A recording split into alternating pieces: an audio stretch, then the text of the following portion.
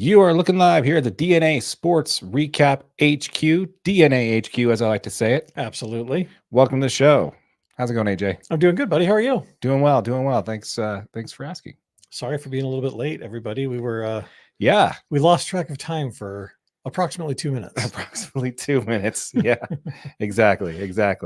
All right. So once again, folks, we're going to go ahead and get the comments going here, so you guys can go ahead and drop in the comments where you're watching from. If you have anything you'd like to add on while we record this is also going out as a podcast. So keep in mind, it's a live stream. So if you are watching live, we'd like to hear from you.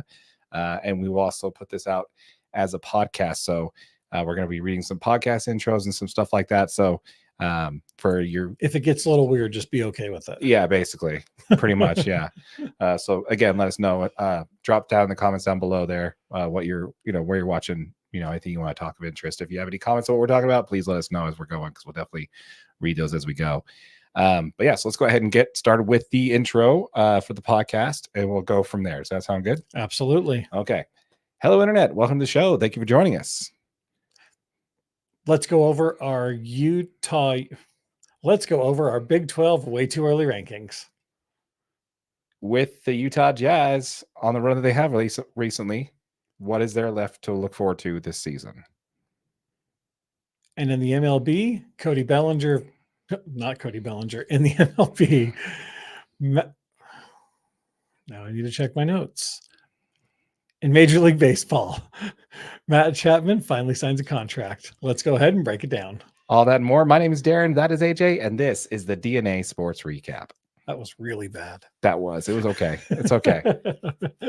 It's okay. Oh, that's funny.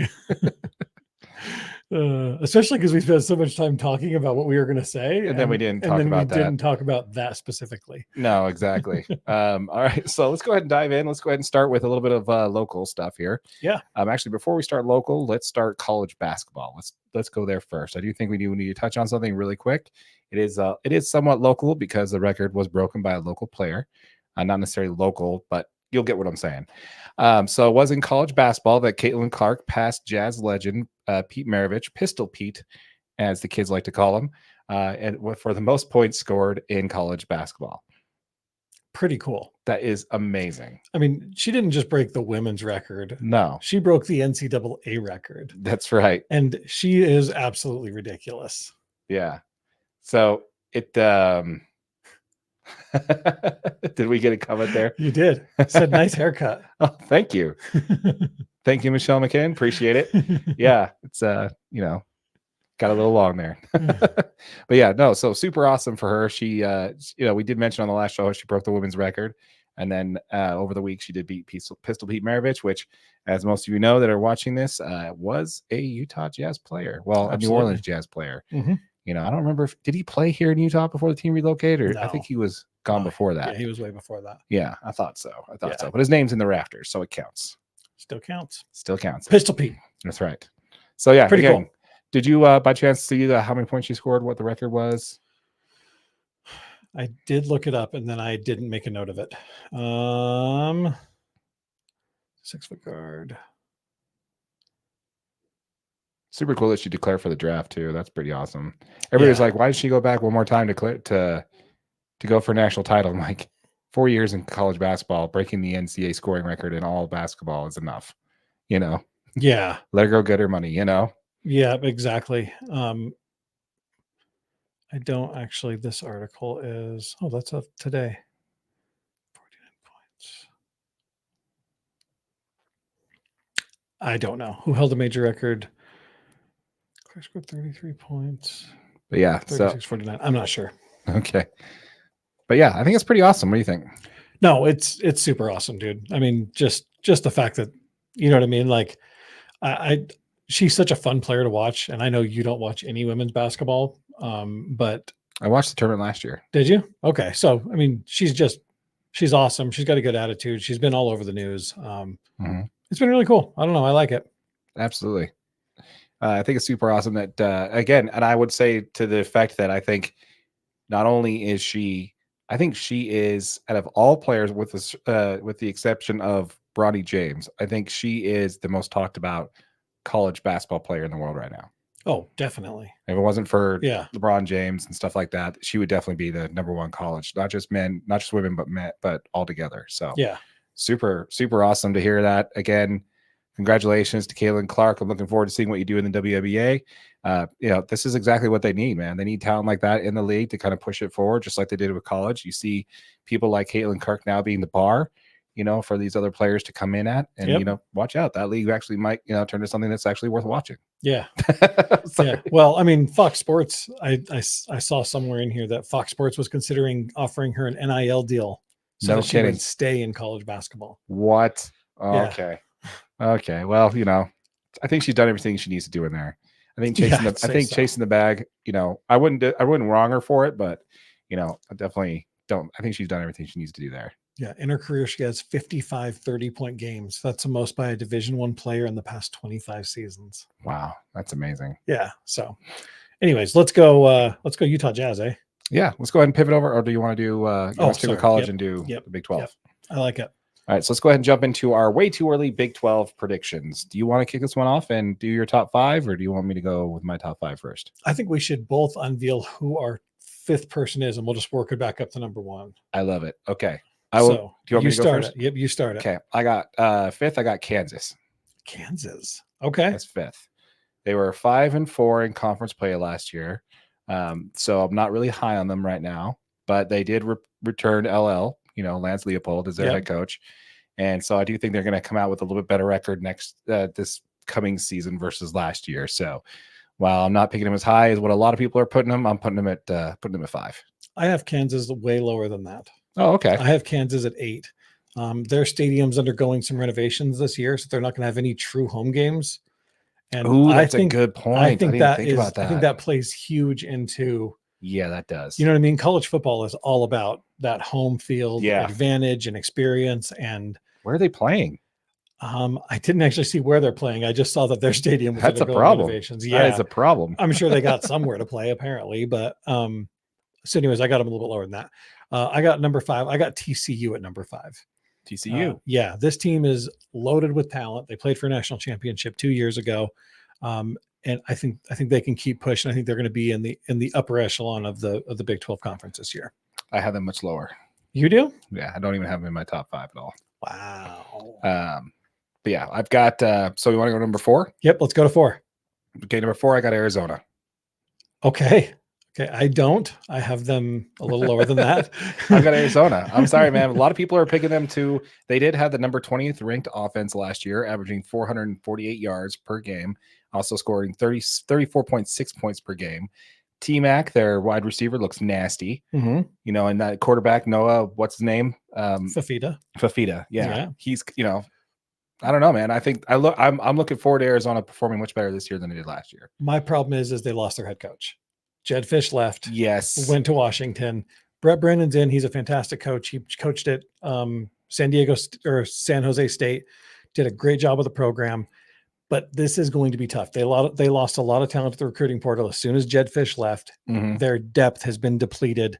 I still have them at 6 in the conference. I think they're going to be talented. But I have number 4. I actually have West Virginia at number 4 in the conference. Okay. To open. Before we get to West Virginia, I do want to say that KSL had Arizona ranked 1st. That's in an older one. That was before, if you were looking at them, because I saw it. It was in January of this year. That was before Jed Fish left. Oh, that's a good point. Yep. That's a very good point. Yeah. Yep. I had them 4. I like them where they're at 4. I think they're going to do a little bit better than everybody's expecting. But anyway, so you got I got West Virginia at 4. West Virginia. Okay. Yep. They got a tough home opener. They got Penn State in their opener. That's a really tough game. That's tough. But I mean, their head coach Neil Brown has done a great job. They had a winning season last year, and I think they can keep showing up and showing out. I mean, they've got something to prove that they belong in the Big 12 just like anybody else does. So I like it. Mm-hmm. I like it. Number 3, who do you got? Kansas State. Kansas State. Okay. I got Kansas State number 3. They have a 6-3 record in conference last year, and they took Texas into overtime last year. Yeah. So I really like what Kansas State is doing right there. I just have 2 teams above them in the conference, and I think it's going to be pretty obvious who those 2 teams are, but I really like what Kansas is doing. I like how they play in the conference, and I like what they got returning, so I'm picking Kansas to go third in the Kansas State. Kansas State. Sorry, Yep. Kansas State. Kansas was 5th. Kansas Yeah. State is. Yep. So I've got Oklahoma State at 3. Okay. Obviously, Mike Gundy, the head coach, tried, true. I mean, those guys, the Cowboys were 5-1 in games last year, decided by 8 or less. So they're returning a lot of players. Great football team. But I think they're just a notch under my number 2, who I have at Kansas State. Okay. So I got Kansas State at number 2. They got Avery Johnson taking over quarterback this year. But Kansas State is a scary team. They are a scary team. They're looking to win a conference title.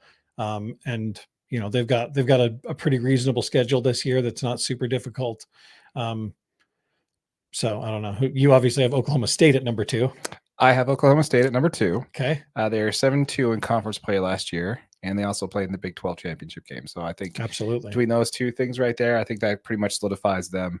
You know, not necessarily in the top spot because it's obviously who I have in the top spot, but I think they did well enough to earn my number 2 spot there for sure. Yeah, absolutely. Okay, so number 1. Is there any surprise who we think is the number 1 team in the Big 12 conference this year? It's not a hat on the table at all. It's not the color of his shirt at all. I'll just say go Utes. That's right. I mean, they coming off of an 8-5 record, but they do have Rising and Keefe coming back this year. And any chance that you have Witt on the sidelines, you just can't count those guys out. So, you know, they had a very weird year last year where I think at some point they had like 10 starters out on both sides of the ball. Oh, dude, it was brutal. It was brutal all year. I mean, as far as injuries, they fought it. But Cam's back. Keithy's coming back.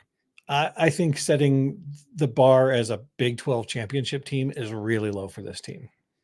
I think this team has national championship aspirations. They want to make it into the college football playoff.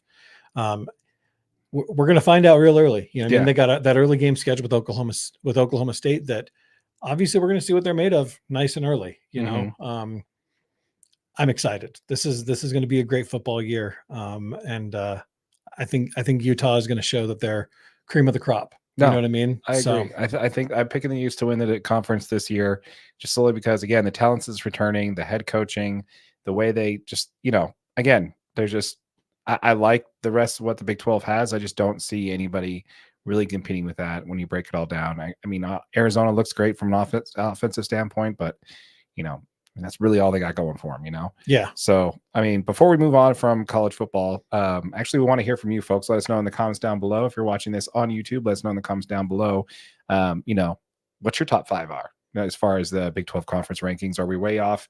You know, are we, you know, any salty BYU fans in the comments? Let us know. You know, anybody, you know, saying that we're doing wrong. Yeah. Yeah. Let us know in the comments down below. We'd love to hear from it. Now, before we move on to college football, have you heard this new thing about what they want to do with the college playoff?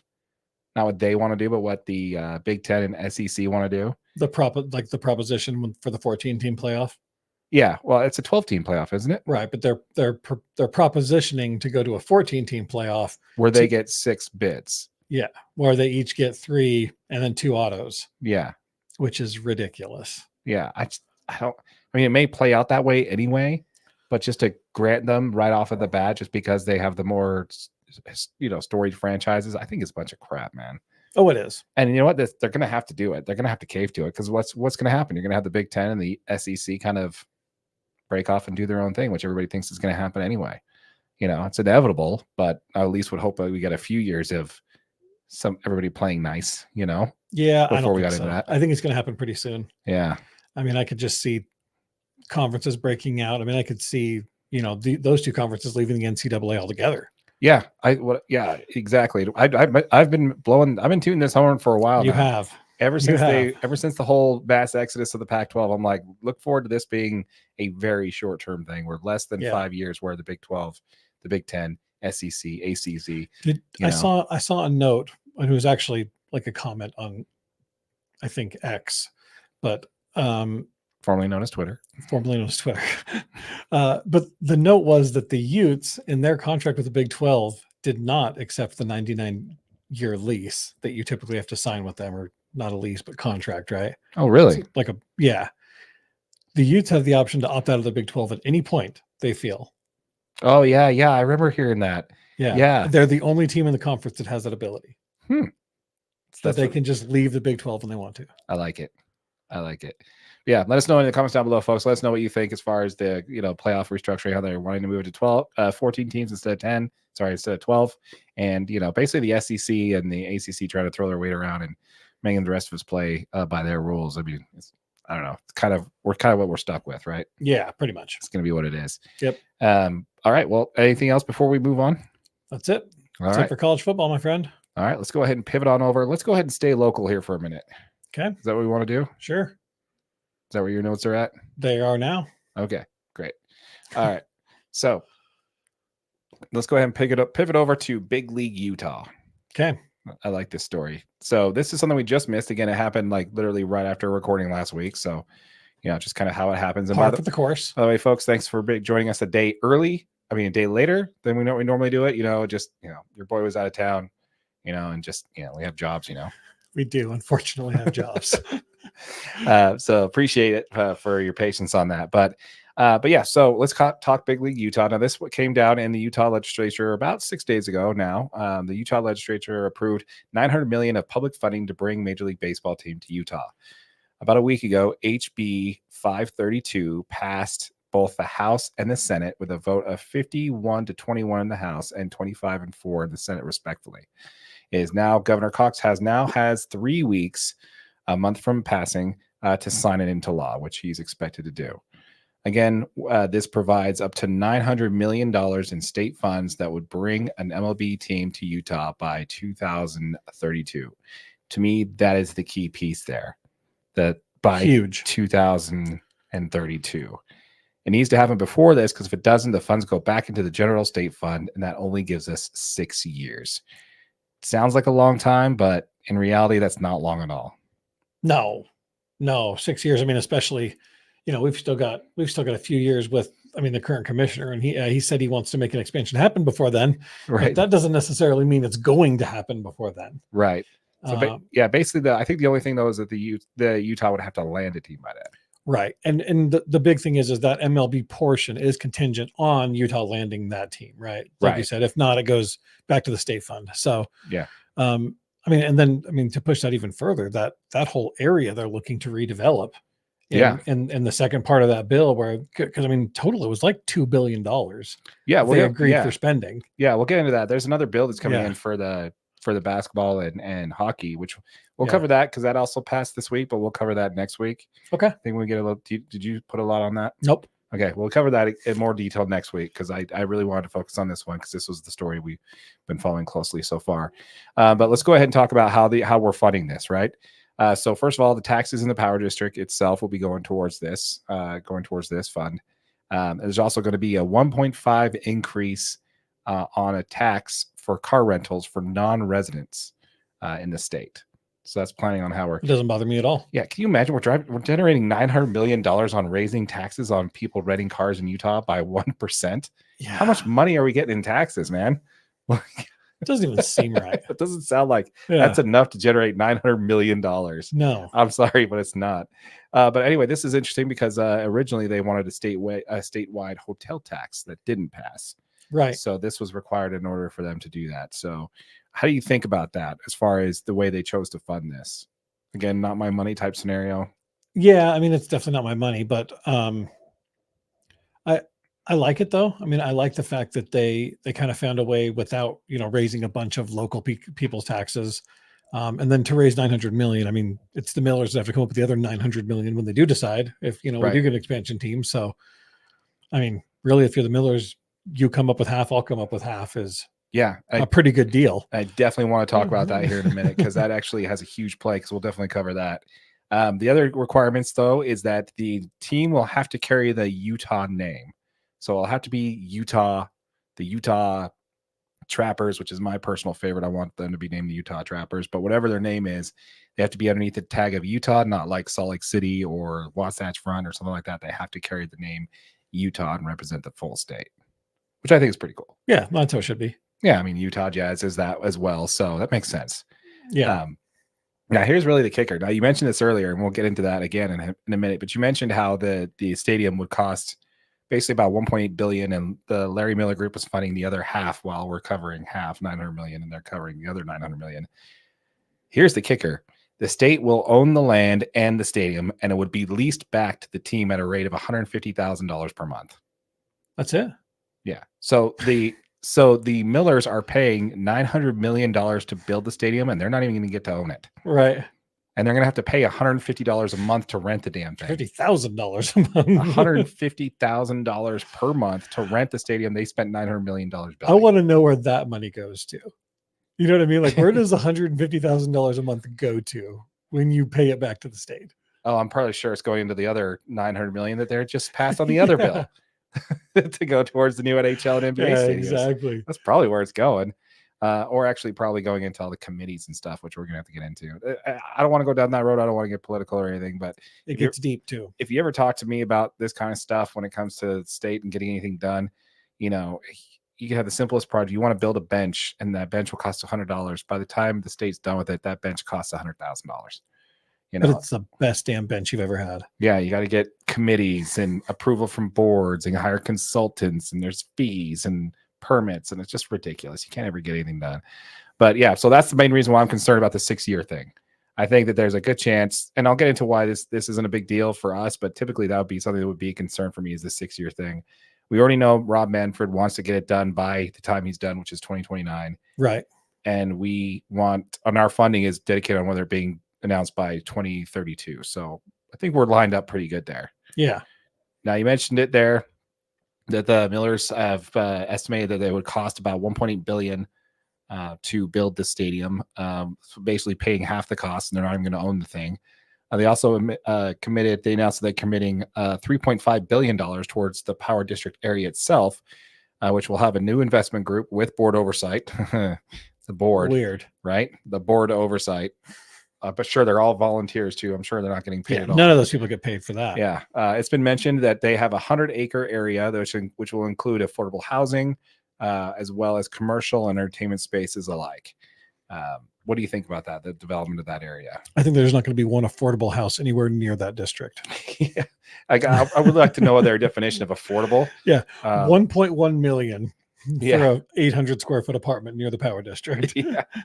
Overlooking the ball stadium. Yeah, exactly. Like Yeah. affordable housing. Get out of here. We'll see. We'll see what that looks like, guys. I do remember when they first built the downtown Gateway area, how they had the apartments, and if you made a certain amount of money under, they gave you like a $300 break on rent. Ooh, that's pretty good. That's back It's when gone now. Yeah, that's back when it was like $700 a month for Yeah. a 2-bedroom apartment. You know, 300 is a big deal. So it was it was different there. But anyway, you got anything else on this before on this particular subject there about the stadium? So That's pretty much it. I would like to I have a question for you on this one then. Okay, I'm ready. Before we finish this up. I'm ready. My final thought on this is that this makes Utah to be the front runner in the MLB team expansion at this point.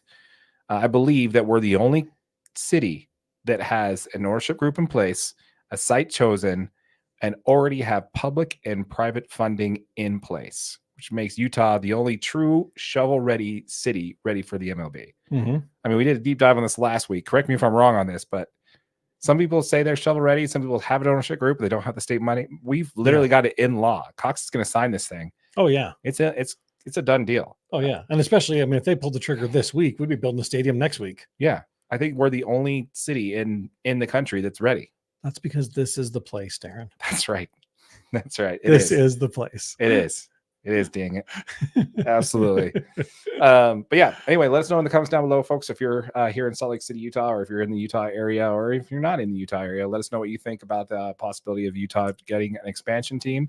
We talked about last week how I want to talk about this week, how I think it's a good thing that the A's aren't coming here. And specifically for this reason, man, you don't want to have the A's and then have the team basically just not perform for 2 years, then have the public lose interest in the baseball team. And then you lose your expansion franchise. That's really tough when you don't control anything with the franchise. They're just here being run by an ownership group out of California or Las Vegas. And they don't, the Millers only kind of worried about how they're performing or how their attendance is. And the Miller Group was very clear about it. They were just being hospitable. They were just being neighborly and saying, hey, if you guys need a place, we have an extra ball field. We're planning on bringing an expansion team. They never thought it was going to be a permanent thing.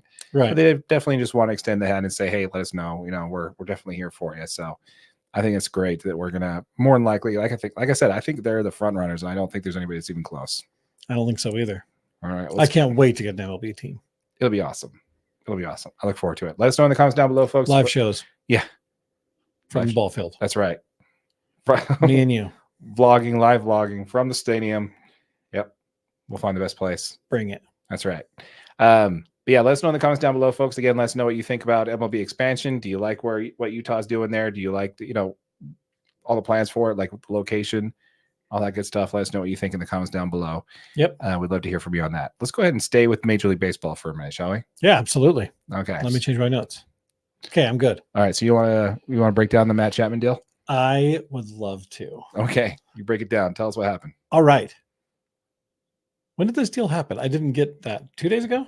Yesterday? No, it happened like 2 days after we recorded. So I think it was like Thursday or Friday last week. So last week. Last week, the Giants signed third baseman Matt Chapman to a 3-year, $54 million deal. This deal includes $2 million in signing bonuses. Okay. And puts him under contract until the 2028 season. He'll be 35 years old when he's done. Matt Chapman is an obviously outstanding defensive player, 4-time Gold Glove winner, and pretty awesome. He also has a great relationship with the new manager, Bob Melvin. Obviously, they played in Oakland together. He does have a player opt out in this contract after the 24 and 25 season. I don't know. I mean, the Giants kind of held out on this one, right? Mm-hmm. They kind of held out. They wanted to get a deal that was a little less risky for the team itself. So my question for you, is this a consolation prize for the Giants? I mean, they obviously had their sights set on much bigger players this offseason in Shohei or Yamamoto. Mm-hmm. Is Matt Chapman worth the money they paid for him, or is this kind of a consolation prize on a little bit of a holdout? Well, I do think that Matt Chapman's worth the money he's getting paid. I definitely think the AAV Absolutely. is what he's worth. Yeah. I do think that's right. Yeah.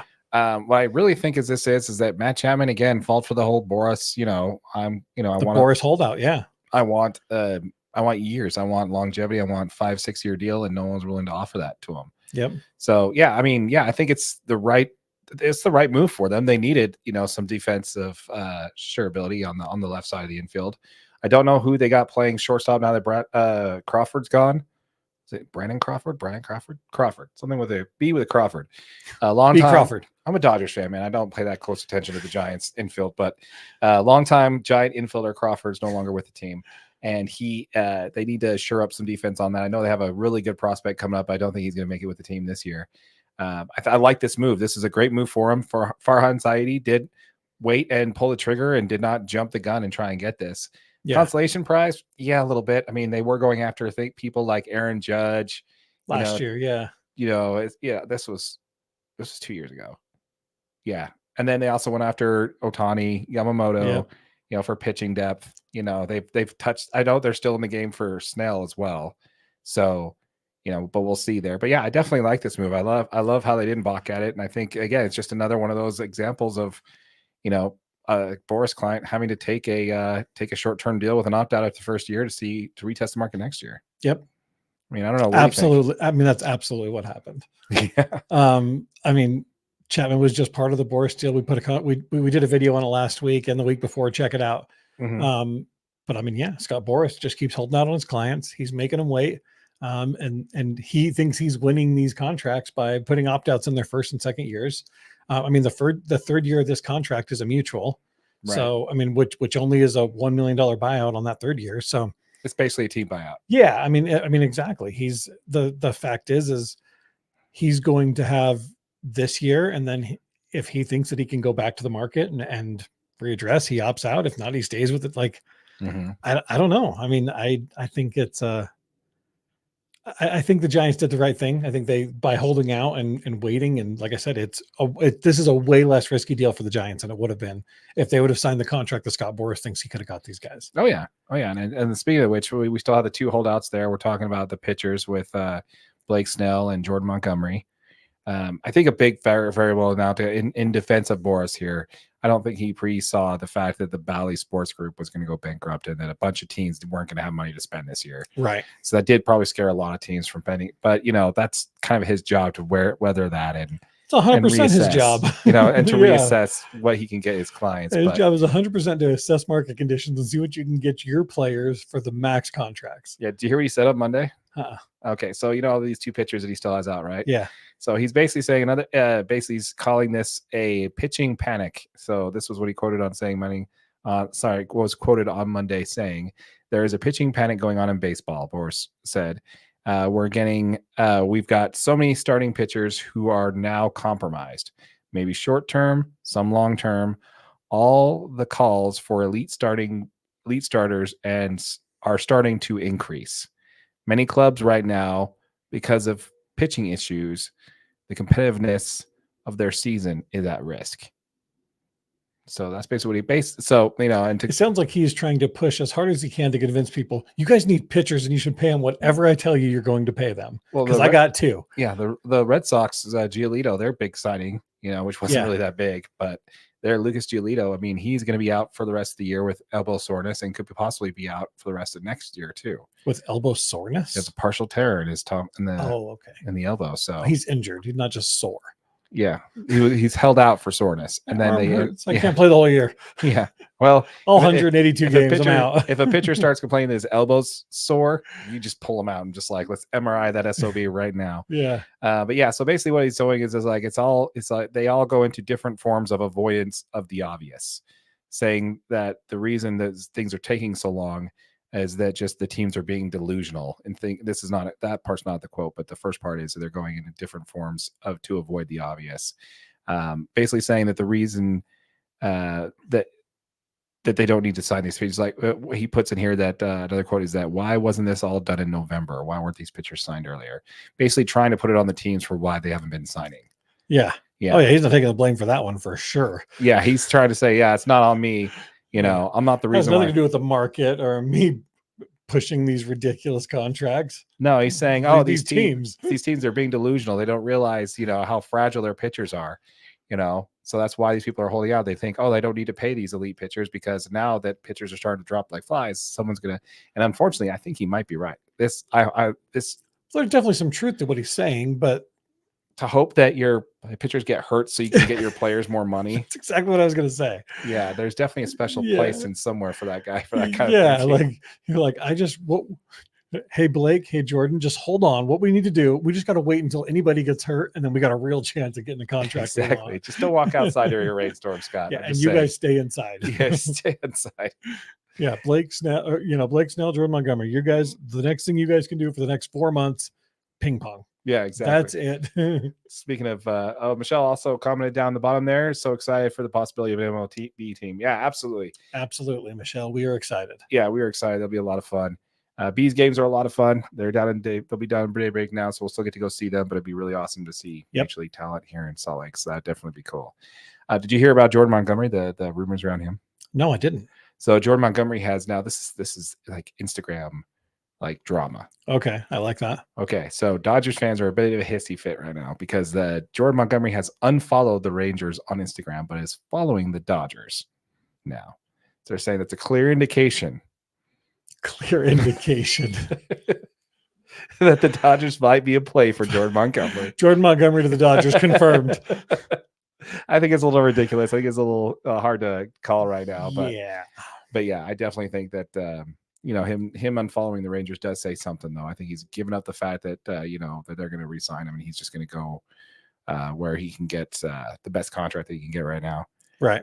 Which would be with the Dodgers, but that's okay. I'm just kidding. let's just go with Scott Boras says. All you got to do is wait like 2 more weeks. Wait 2 more There'll weeks. be 4 or 5 more pitchers down, and then you are the man of the hour. Yeah, you're a frontline starter. You're supposed to be supposed to be an opening day starter, but now you're going to need a month and a half to ramp up before you even throw a pitch. So anybody who signs you is getting you for less of the season. So that's great. Yeah. I don't know. I just think this whole thing's ridiculous, man. There's got to be some way that we can come up with something, some kind of like, middle ground on this. Cause it's not having a free agency deadline, it's basically making it to where these players just aren't going to be ready, man. They're just not going to be ready. And at what point does it actually start affecting the product that the MLB is putting on the field? You know what I mean? Like there's got to be a point before the season where you say, okay, everyone's got to be signed. Everyone's got to have rosters locked in because they really don't. Like you can go all the way into the season and you're just still a free agent sitting there. And I mean, I get it because you're going to have younger players that aren't going to be signed, but big name. We're talking Blake Snell and Jordan Montgomery aren't on rosters right now. Yeah. That's insane. Yeah. It's really So- nuts because we got the Soul Series coming up where the Dodgers and the Padres, which we do believe is a team. And I believe they're still in California. They're still in California. We missed it. Okay, we missed one team in California. Yeah, it's just like every other free agent in baseball seems to not want to be at the Padres. We skipped them too. Oh, but too soon. yeah. I don't know. I think the Padres still look good, man. I think there's still a good chance that they're the second best team in the division. Diamondbacks look good, really good too, though. But did anybody? Did you catch our short there that we talked about on that? Actually, yeah, you were here, so you did. I definitely caught it. I was here. Yeah, we talked about the possibility. I'm in the short. Yeah, you are in the short. Yeah, yeah. So where we talked about the Arizona Diamondbacks not being able to get funding for a stadium remodel, even though they were just in the World Series. Bring the Diamondbacks here. Yeah, fine with me. I think the only problem with like the Diamondbacks or the A's coming to Utah is the fact that the Millers want to be Utah Diamondbacks. The Utah Diamondbacks. That works. Does. Why not? I don't know. Utah Grizzlies. Yeah. I mean, I know they're a minor league hockey team. No one cares about that. No one cares. We're going to have an NHL team here coming next soon. So why would we care about the minor league team? That's for next episode, Darren. That's right. We'll cover that next week. All right. Let's go ahead and pivot on over to the Utah Jazz, shall we? Ooh, yes. All right. Yes. Okay. So the big thing on this video. Mm-hmm. What now? What now? That's right. And open it for us. Okay, so with the Utah Jazz trading away all their key role players, that contributed them to playing an above 500 ball over the first part of the season, and then now going 3-7 over the last 10 and losing 13 out of their last 15 games, and them actually having the second hardest schedule down the stretch. It's obvious that the front office for Utah is kind of kicking the can down the road. The path to the play-in seems to be blocked by the Lakers and the Warriors, both playing better as of late. With all that said, what does this team have left to play for this season? And what should the Jazz fans who are still tuning into these games be looking for? Okay. So this is a great question. And if you're looking for something to look forward to in any of these games, what was that? My coaster stuck to my cut. Not again. If you're looking for something to look forward to in any of these games, enjoy all of the playoffs are out of the picture at this point. The Lakers and the Warriors both have tiebreakers over us. Right. I mean, so even if they fall to the bottom, we're not getting in over them. Right. I mean, the Jazz aren't going on any dramatic run. Oh no, we lost a light. We lost a light. We got a light down. Got a light down. Oh no. How does this happen? We should actually probably plug them both in if we're going to do that. Yep. Stay with us, folks. We lost a light. Oh no, this is not easy. It's not easy. Don't worry about it, guys. We got it. We're on top of it. This is quality stuff here. Hang on.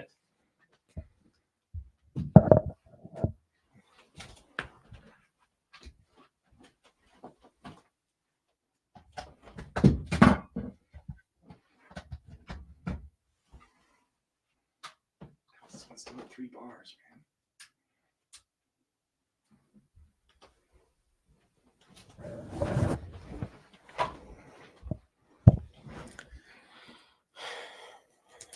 First, we can say thank you to the 4 people that continued watching us turn the lights back on. Yeah, thank you guys for sticking around. Got the lights working. Yeah, that's awesome. Yeah, How did that one die? That one didn't. We're back. I don't know, because they had the exact same amount when we started. Yeah, that's crazy. So, yeah. All right. Sorry about that. really guys. funny. Yeah. Okay. Yeah. Okay. So enjoy. That's enjoy. Yeah. My thing is absolutely enjoy. There's the Jazz are going to put a lot of young talent that everyone that has been a Jazz fan for the last couple of months has been saying, we need to see what Sensabaugh can do. We need to see what Keontae can do. We need to see what Hendricks can do.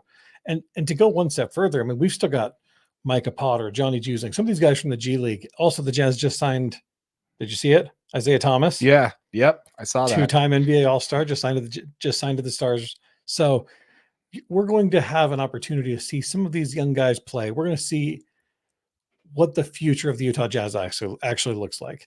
I know that you hate the idea of, we want to be set up for a sustained run and blah, blah, blah. But the fact is this season's kind of a wash at this point, right? We're not heading to the playoffs. Let's see what we got with these guys. Let's see if this is a team that we can run with, if players that we can run with, and and have fun doing it. Go and enjoy. Cheer these guys on. Yeah, I Mhm. mean, like when me and my daughter went to the Spurs game, and we were cheering, man. It was Oh, yeah. fun. It was one of the two of the last games, They won. one of the last two so that they've actually won. So that made it a little bit better. It does help. It does help. But the fact is it's fun watching these guys go out. They're giving every single thing that they have. Colin Sexton is playing absolutely out of his mind. He's showing that he deserves to be an NBA starter on a roster. I think he's probably earned a next contract with the Jazz. Yeah. Do you think he sticks around? I do. I think so do. too. I think he likes. I think the team likes him. And I think he really likes playing for Coach Hardy. Yeah. He likes the way that Coach Hardy coaches him. He continues to push him. And that dunk though, man. Oh my gosh. The one from Keontae off the Keontae backboard. off the backboard. So oh my gosh. Yeah. I was actually in New so Orleans sick. when that went down. Yeah. And it actually I was watching ESPN and made number 2 on the top 10 highlights of the day. Yeah, and I think it helped that Sexton cleared it up in the post game, saying it was absolutely on purpose. Because watching it, did you watch it live though? No, I watched it on the highlight. Just the highlight. There's no way that wasn't watching it live. It did not look like it was on purpose. Oh, really? Yeah. Okay. The highlight looks like it because once they slow it down, it's like, okay, he absolutely threw it on the backboard. Live in game, there's no chance. It did not look like it would look like a complete. It looked like Keontae lost the ball. It happened to go off the backboard, and Colin just happened to be there to save him. Oh wow, yeah. But, no, it totally looked like it was on purpose to me. So I mean, I think one of the big things here is like this is an opportunity for this team to gain the one thing that the most talented teams the Jazz have had didn't have, and that's chemistry. Right. We just got through the Donovan and Rudy era. Those teams were really, really good basketball teams, but guess what they didn't have? Chemistry. They didn't like each other off the court enough that they could take it to the next level. Yeah. I'd say the first 2 years in their playoffs, I think they did. Yeah, but the next 2, Donovan's rookie year and the year after, I think they did have it, but I think the next year, ever since COVID, man, I think that the whole thing just kind of broke down. It just broke down. Yeah, man. I mean, they were missing it. They were straight up missing the chemistry that really talented teams need to be world champions. Absolutely. So I don't know. Enjoy it. Watch this Jazz team. Let's cheer them on while they're growing. Let's continue to support these guys while they're out there. We're going to get to see some young guys play some basketball with every single thing they have. And maybe we win a few games along the way. That's all I hope for. What's really funny is that you're kind of tooting the horn of prolonged development here, and I'm kind of going the other way with this. I'm actually seeing a lot of a lot of these young players playing. I think this is also pointing in the direction that the Jazz may be maybe positioning the team to make a huge move in the offseason to pivot towards competing. But you just said long-term development. So all I'm saying is some of these players are going to be part of the Jazz's long-term plans, right? Right. I think they're actually showcasing. That's what I'm thinking that happens. Oh, it is 100%. They're absolutely looking to show the NBA what they have on a roster that can play day in, day out in case they need to move some of this talent, or they think that it's a good enough talent, but it may not be part of the whole future of the program, right? Or the franchise. So they're kind of using a double-edged sword here right now. We still, you know what I mean? Even still, with 20 games left in the season, we still do not know what the Jazz front office is doing. No, but I don't think anybody does. Yeah, I think we think they're kicking the can down the road. Yeah, this season's spent. Yeah, we get that. But are they trying to be prolonged for a long term, or are we waiting for Danny Ainge to wait for a deal to fall into his lap like he did with the Celtics? He's waiting. Do you know how many? There's a ton of premium free agents coming out this Danny next year. Ainge holds all the cards, bro. Yeah, they have cap space. They have all. Not to mention the sign and trade market. There's so many expiring contracts coming off after next year. Like, just imagine this team with Larry Markkinen and Keontae and the big 3 that we want to keep with some elite postseason proven role players and shooters. The Jazz needs shooters. Yeah, I'm tired of this, dude. I know I've said this like several times, and I'm going to say it on every episode we talk about the Jazz, but this Jazz is not a 3-point shooting team. We have a 7-footer that's shooting 40% from 3, but everybody else can't shoot the 3 for 40%. Why are we putting up 30 to 40 attempts a game? The tough part is we were so used to the Utah Jazz from 3 or 4 years ago that was the best 3-point shooting team in the league with Bogey and Mike Conley and Donovan Mitchell and Ingles. Joey, you know what I mean? Like, but even Jordan Clarkson was shooting 37% from 3 those years. Like, everybody could shoot the 3 ball because that's the only shot they were trying to generate. Right. Was 3-point attempts. And they had shooters everywhere. Yeah. Really hard to guard 4 or 5 guys that can all shoot it, right? We've got one. We got We got dude. one guy that That's can a shoot the ball 7-footer. remotely okay, and he's a 7-footer, and he shouldn't be shooting. I mean, he's Laurie Markin. He can do whatever he wants, but Yeah.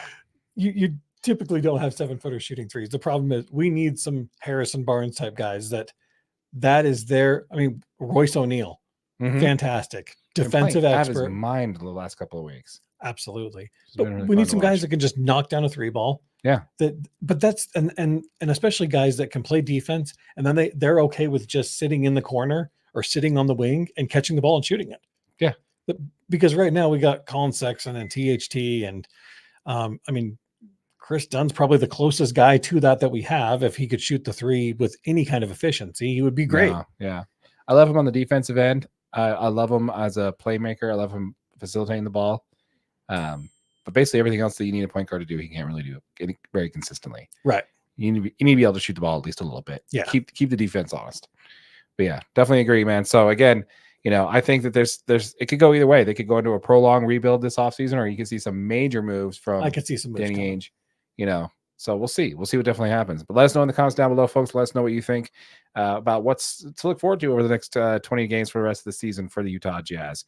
Are you still tuning in? Are you still watching this team? Are you watching the development of Keontae and Bryce, Sensabaugh and Taylor Hendricks, yeah. Which is our highest draft pick, by the way. I really like that guy, by the way.